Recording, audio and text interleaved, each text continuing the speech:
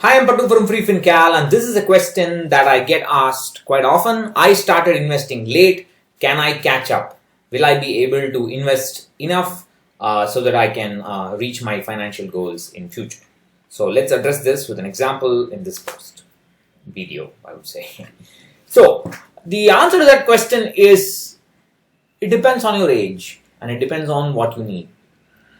So the most typical context in which this question gets asked is for retirement. So people ask when they recognize the importance of inflation for the first time and when they realize that all they've been doing for the past 10-15 years of employment is just buying products for saving tax and buying endowment policy after endowment policy or ULIPs and so on. Then they suddenly realize the importance of inflation and they use a retirement calculator for the first time. They look at the amount needed to be invested each month. We have seen that in previous videos.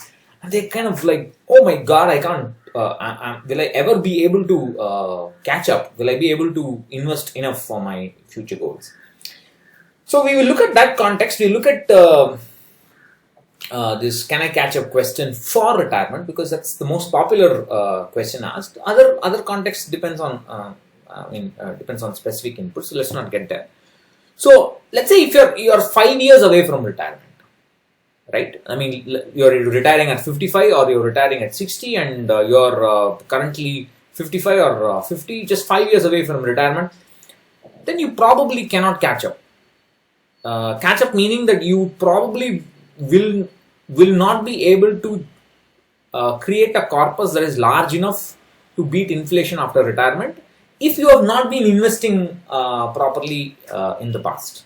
Unless you have a super huge income that like you can invest 5 lakhs a month or something like that, so you can catch up and at least you can delay retirement or take up some kind of consultancy and keep investing a little more beyond retirement and so on. So that kind of thing. Anything is possible. Even then, there's no need to lose hope, but it's kind of difficult.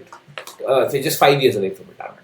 If you're 10 years away from retirement, it's still possible, but requires heavy investing. Not as heavy as 5 years, but still requires a little bit of investing.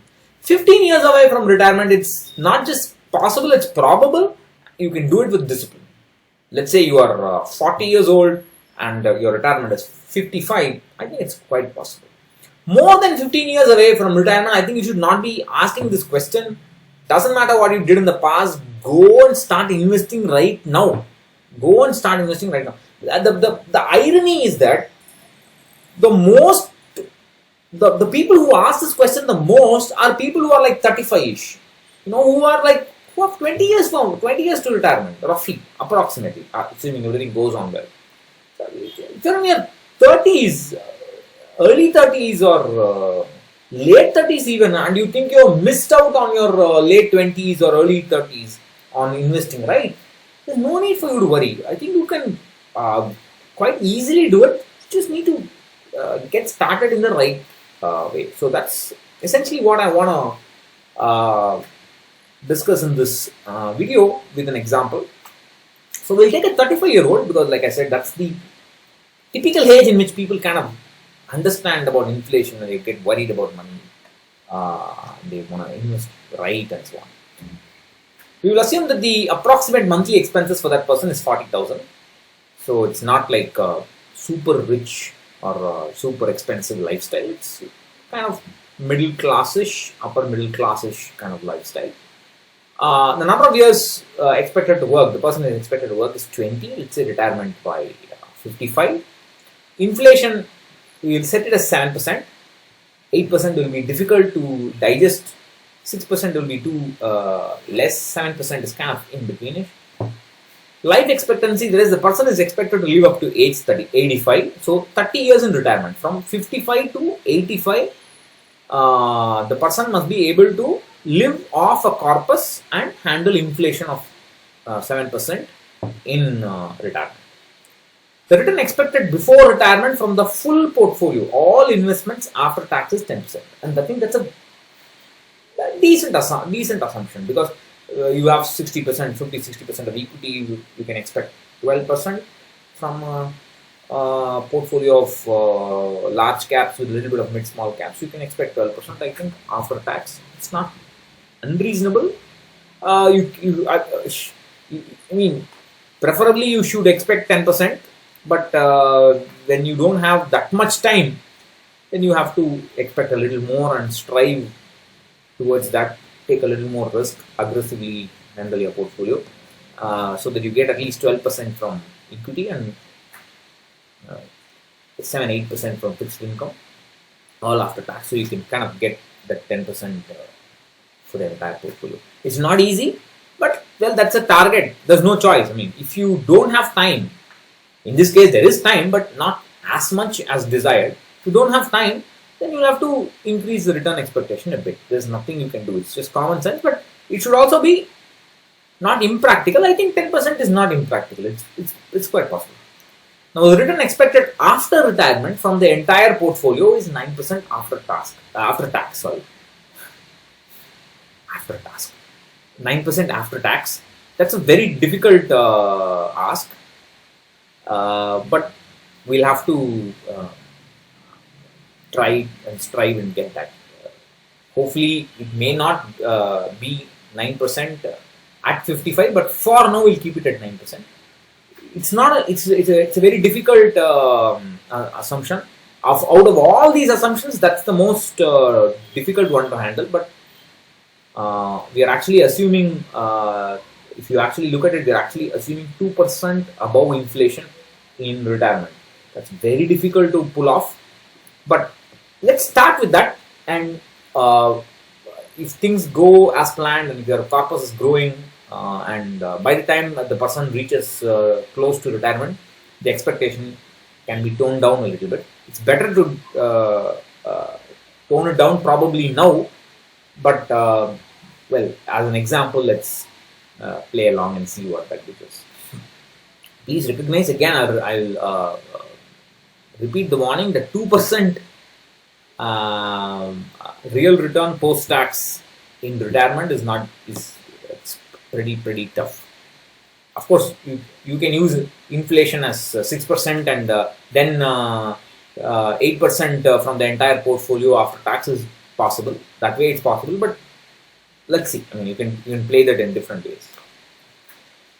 So the amount at hand, so far the person has about 5 lakhs. Let's assume that's not too much of an amount. Somebody in the 20-30% slab who's been working for about a decade or less should be able to have that much corpus from different avenues.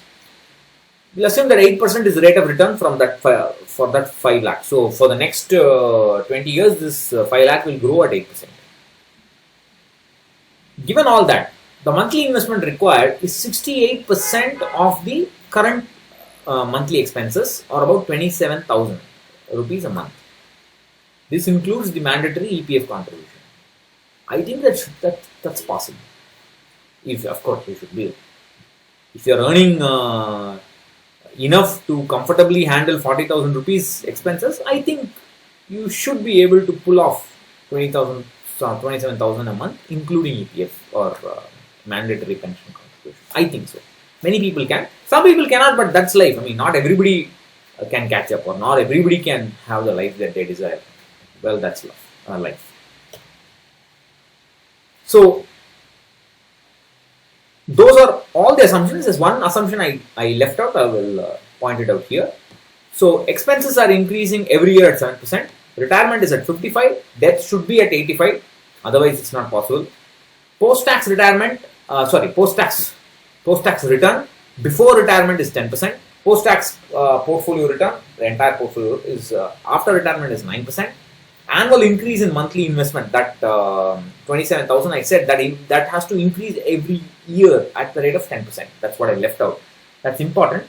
And we are also assuming that the amount at hand, that's 5 lakhs, is growing at about 8% a year. These are the core assumptions. Now, you can of course tinker with it. If you don't like this 9%, you can say this is 6%, and then you make it down to 8%. That should be possible.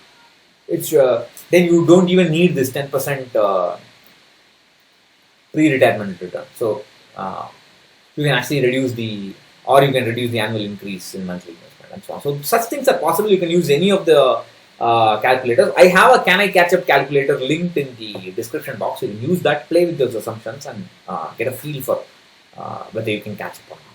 And you can let me know in the comment section.